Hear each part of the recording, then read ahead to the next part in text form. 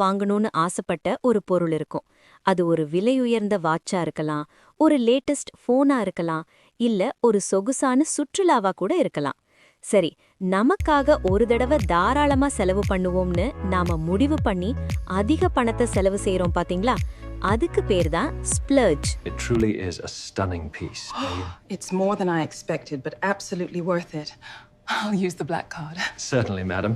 இதோட அர்த்தம் என்னன்னா, தேவையை விட அதிகமா நம்மளோட மகிழ்ச்சிக்காகவும் ஆடம்பரத்திற்காகவும் தாராளமா பணத்தை வாரி இறைக்கிறது.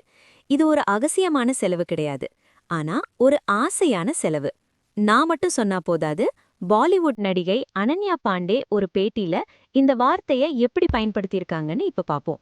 Other people splurge on makeup and then they come and do it on my face. So for my own makeup, I don't splurge.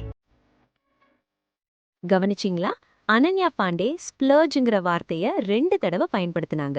அவங்க என்ன சொல்றாங்கன்னா, மேக்கப் ஆர்டிஸ்ட்லாம் ஏற்கனவே அவங்களுக்காக நிறைய காசு செலவு பண்ணி ஸ்ப்ளர்ஜ் பண்ணி மேக்கப் போடுறதுனால அவங்க சொந்த காசுல மேக்கப் வாங்க ஸ்ப்ளர்ஜ் பண்ண மாட்டாங்களாம்.